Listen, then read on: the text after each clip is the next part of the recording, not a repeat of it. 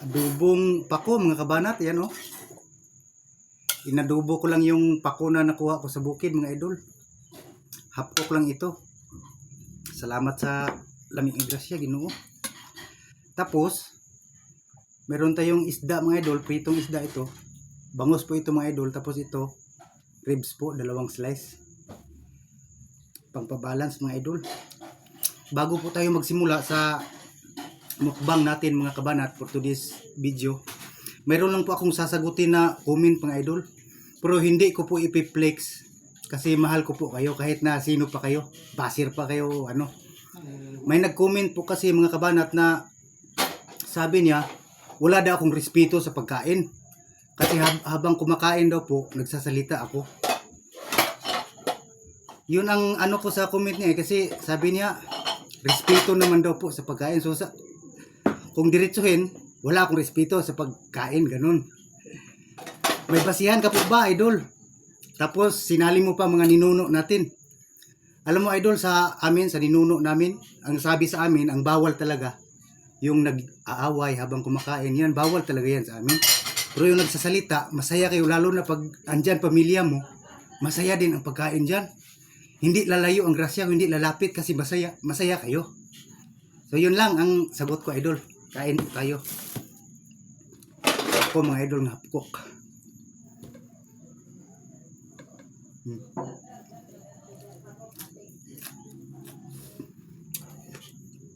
Crispy mga kabanat.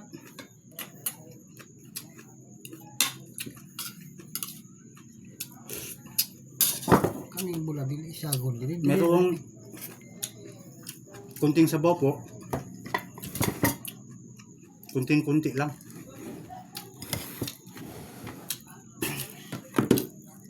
Pasensya na kayo mga idol, merong nagtatrabaho.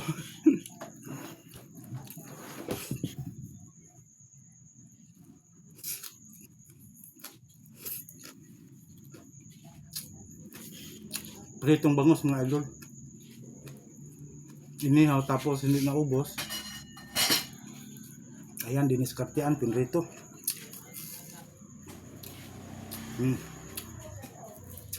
Sarap.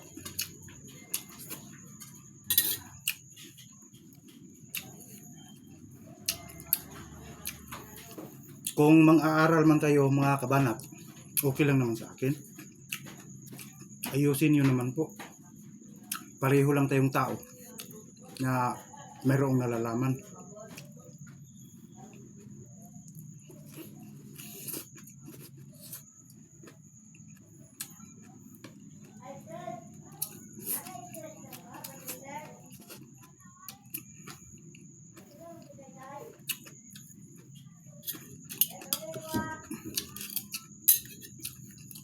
Ako may pruweba ako na bawal mag-away po habang kumakain.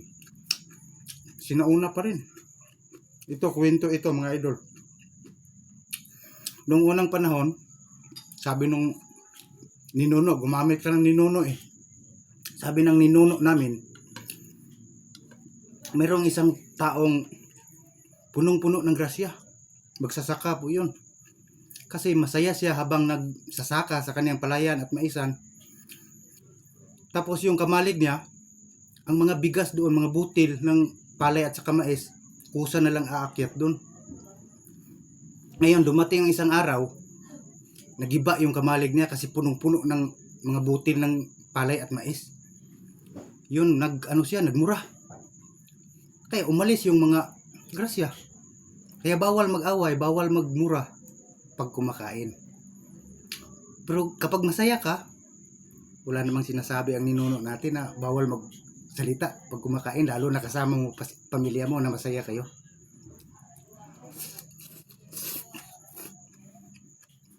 Diba?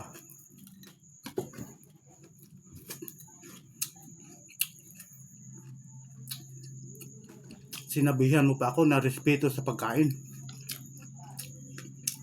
So ang ginagawa ko, hindi ko nirespeto ang pagkain. Ganun.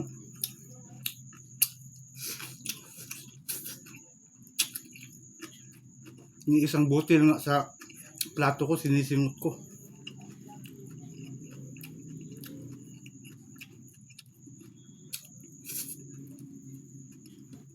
Ayoko mag-flex, idol. Kasi nga po, sabi ko, I love you all.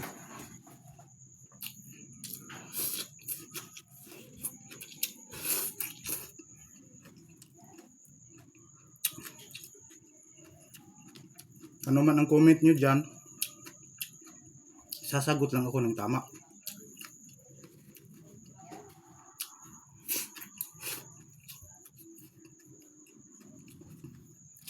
Sarap. Sarap nitong pako, oh.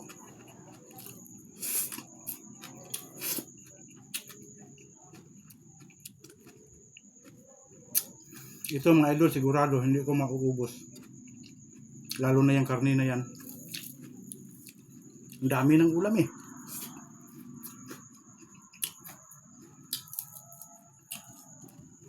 Ito isda po to, oh. Yan, oh. Laman niya. Bangos.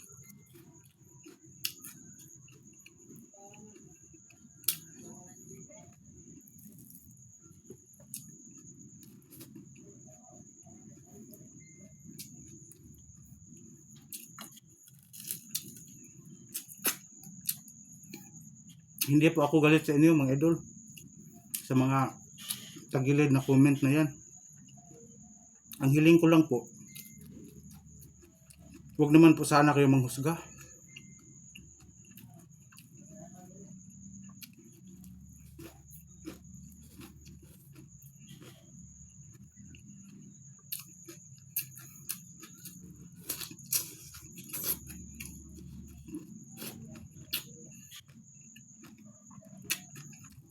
Sarap.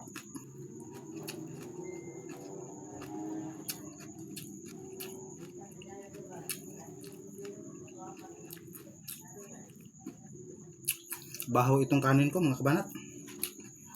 Medyo matigas na.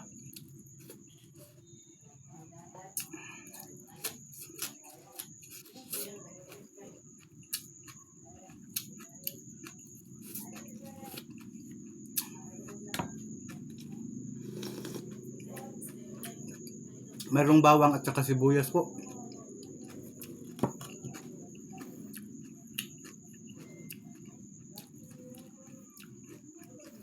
Masarap sana to sa salad. Kaya lang lumakad ako. Pagbalik ko luto na eh. So, pasalamat lang ako at kakain na lang.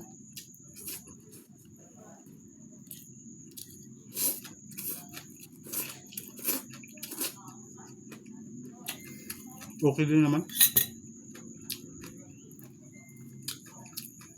Ito po yung ribs na pinray po mga kabanat.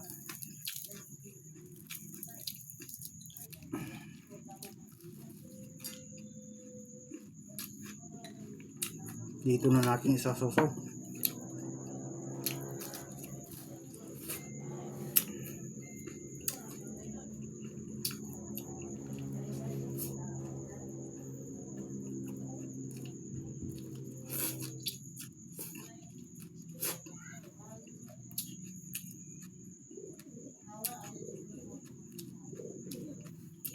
Tigas na.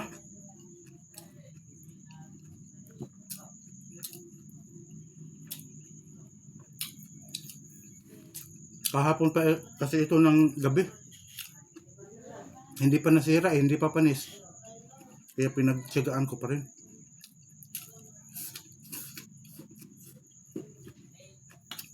Sayang.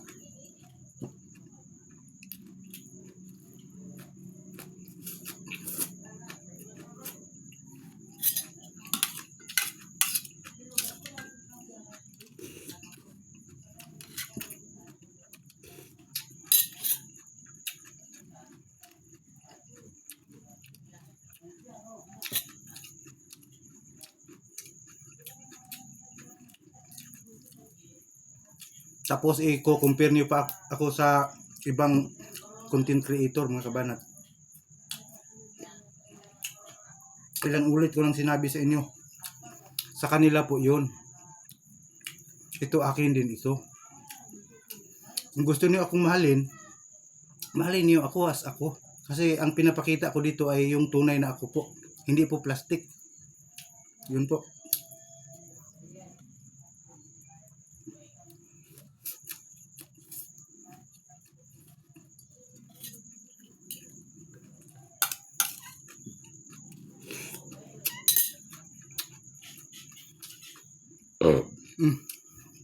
Busog na mga idol. Excuse me po. Manamis-tamis po yung lasa. Tapos may kunting kagat yung suka. Sarap.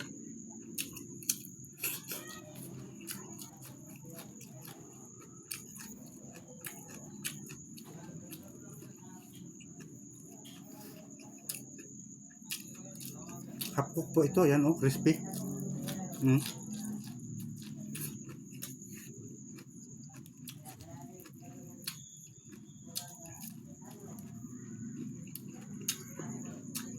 Kati ng ilong ko.